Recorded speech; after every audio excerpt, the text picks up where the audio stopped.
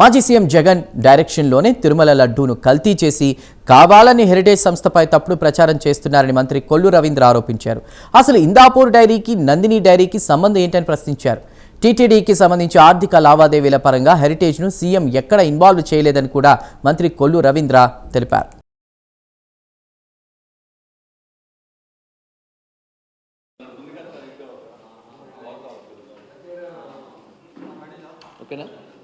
అందరికీ నమస్కారం. జగన్మోహన్ రెడ్డి గారి డైరెక్షన్లో లేని విషయాన్ని తీసుకొచ్చి తిరుమల తిరుపతి పవిత్రమైనటువంటి తిరుపతి లడ్డు ప్రసాదాన్ని అపవిత్రం చేసి 1924లో కల్తీ నెయ్యి, అసలు నెయ్యే లేనటువంటి ప్రసాదంలో వాడారు నెయ్యికి బదులుగా. ఇవాళ దాన్ని తప్పించుకోవడం కోసం హెరిటేజ్ సంస్థ మీద బురద జల్లాలనే ఒక దుర్మార్గమైనటువంటి ఆలోచనతో ఇవాళ వైఎస్ఆర్ పార్టీ నాయకులు మాట్లాడుతూ ఉన్నారు. సాక్షాత్తు టీటీడీ చైర్మన్గా పనిచేసినటువంటి వైవి సుబ్బారెడ్డి గారే చెప్పారు కల్తీ జరిగిందని. ఇవాళ హెరిటేజ్ విషయం తీసుకొచ్చి శాసన మండలిలో ప్రజా సమస్యల గురించి చర్చించాల్సినటువంటి సమయాన్ని ఇవాళ స్వార్థ రాజకీయాల కోసం వాడుకుంటా ఉన్నారు. హెరిటేజ్ సంస్థకి, ఏదైతే ఇండాపూర్ సంస్థకి వాళ్ళకున్నటువంటి అక్కడ ఏం జరిగిందో అందరికీ తెలిసినటువంటి విషయాలు. ఇవాళ నేను హెరిటేజ్ సంస్థ వేరు వేరు ప్రాంతాల నుంచి వేరు వేరు సంస్థల నుంచి కూడా తీసుకుని వాళ్ళ వ్యాపార దీనికోసం వాడతారు. ఇండాపూర్ అనే సంస్థ ఇవాళ అటు రష్యా దేశంలో కానీ అనేక ఆసియా ఖండంలో ఉన్నటువంటి అనేక దేశాల్లో ప్రాచుర్యం ఉన్నటువంటి సంస్థ. వాళ్ళు చాలామందికి సప్లై చేస్తారు. ఏదైతే వాళ్ళ ప్రోడక్ట్ మిల్క్ ప్రోడక్ట్స్ ఉన్నాయో అవి ఇస్తారు. మరి నందినికి ఇచ్చారు, అట్లాగే ఏదైతే అమూల్ సంస్థకి ఇచ్చారు,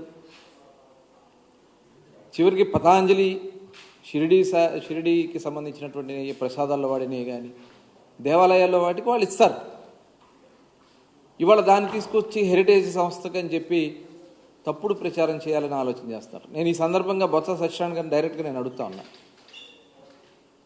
మీరు జగన్మోహన్ రెడ్డి గారిని ఏ రోజన్నా 1924లో జరిగినటువంటి కల్తీ విషయం గురించి అడిగారా? ఒక పవిత్రమైనటువంటి తిరుపతి దేవస్థానాన్ని అపవిత్రం చేసి ఇవాళ అసలు మీరు ఇక్కడికి వచ్చి మాట్లాడే హక్కు మీకుందా? ఇవాళ తిరుపతిలో జరిగినటువంటి నేతిలో అసలు నెయ్యే లేకుండా లడ్డు ప్రసాదాన్ని అందించినటువంటి విషయాన్ని మీ నాయకుడిని మీరు అడగగలరా? జగన్మోహన్ రెడ్డి గారి గల్లాన్ని పట్టుకుని మీరు అడగగలరా? ఇవాళ వాళ్ళ దోపిడీ కోసం, స్వార్థ రాజకీయాల కోసం, వాళ్ళు చేసినటువంటి దోపిడీని కప్పిపుచ్చుకోవడం కోసం ఇవాళ హెరిటేజ్ సంస్థను తీసుకొచ్చి శాసన మండలిలో చేసినటువంటి రాద్ధాంతం. సిగ్గుపడతా ఉన్నారు ప్రజలు. చేసిందే మహాపాపం. ఆ మహాపాపాన్ని చేసి కప్పిపుచ్చుకోవడానికి మరింకో పాపాన్ని దిగజారుతూ ఉన్నారు. నిజంగా ఇంతకంటే నీచమైనటువంటి పరిస్థితులు ఉండవు. సమయాన్ని వృధా చేస్తూ ఉన్నారు. లేని సంస్థను తీసుకొచ్చి ఇందుట్లో ఇన్వాల్వ్ చేయాలని ప్రయత్నం చేస్తూ ఉన్నారు. క్లియర్గా టీటీడీ చైర్మన్ గారు కూడా చెప్పడం జరిగింది, ఇండాపూర్ సంస్థ వాళ్ళు కూడా చెప్పడం జరిగింది, హెరిటేజ్ నేతి సప్లై విషయంలో ఎటువంటి కార్యక్రమాలు జరగలేదని క్లియర్గా చెప్తా ఉన్నారు. ఇవాళ మా నాయకుడు చంద్రబాబు నాయుడు గారు తిరుమల తిరుపతి దేవస్థానానికి, హెరిటేజ్కి ఎప్పుడు కూడా ఎటువంటి సరఫరా చేయకూడదని ఒక నిర్ణయం తీసుకున్నారు. కాబట్టి ఎప్పుడు అధికారంలో ఉన్నా లేకపోయినా కూడా ఎప్పుడు తిరుమల తిరుపతి లావాదేవీల్లో ఎక్కడా కూడా హెరిటేజ్ని ఇన్వాల్వ్ చేయలే. ఇవాళ మళ్ళీ మీరు కావాలని ఉద్దేశపూర్వకంగా ఈ కార్యక్రమాలు చేసి శాసనమండలిలో రాద్ధాంతం చేసి మీరు చేసినటువంటి పాపాన్ని ప్రజల్లో కప్పిపుచ్చుకోవాలని ప్రయత్నం చేస్తే జరగదు. ఇవాళ ప్రజలకి పూర్తిగా అవగాహన కలిగింది. మీరు ఇక్కడ సభా సమయాన్ని వృధా చేసి ప్రజాధనాన్ని దుర్వినియోగం చేస్తూ ఉన్నారు. ఖచ్చితంగా మూల్యం చెల్లించుకుంటారు. ఇవాళ ఆల్రెడీ నోటీసులు వచ్చినాయి. బొత్స సత్యనారాయణ గారు కూడా నోటీసులు వచ్చినాయి. ఎవరైతే ఈ విషయాల గురించి మాట్లాడడానికి ప్రయత్నం చేస్తే ఖచ్చితంగా చట్టపరంగా చర్యలు ఉంటాయని కూడా హెచ్చరిస్తా ఉన్నాం.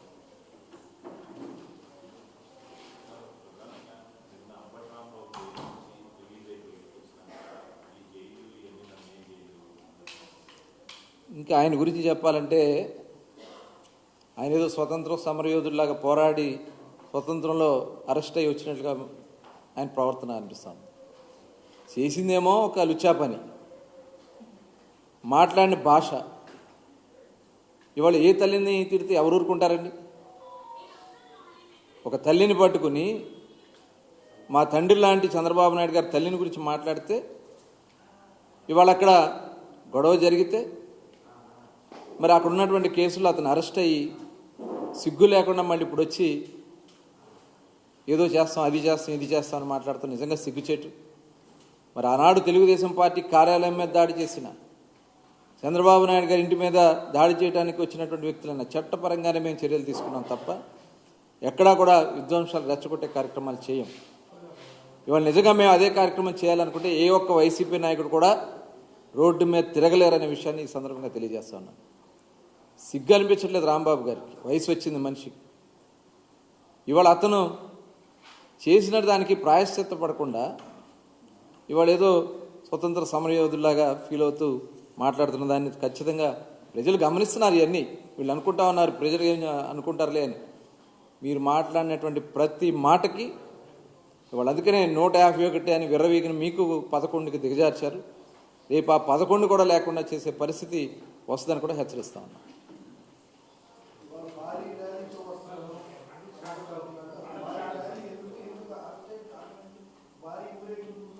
అవును, ఇప్పుడు అరెస్ట్ అయింది దేనికోసం అరెస్ట్ అయ్యాడు ఆయన?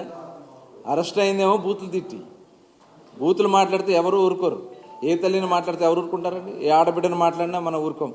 అలాంటిది మరి చంద్రబాబు నాయుడు గారి గురించి మాట్లాడిన దానికి ఖచ్చితంగా సిగ్గు లేకుండా మళ్ళీ ర్యాలీలు అని చెప్పి మాట్లాడుతూ ఉన్నారు. డెఫినెట్గా ప్రజలు గమనిస్తున్నారు ఇవన్నీ కూడా. డెఫినెట్గా థ్యాంక్ యూ అండి.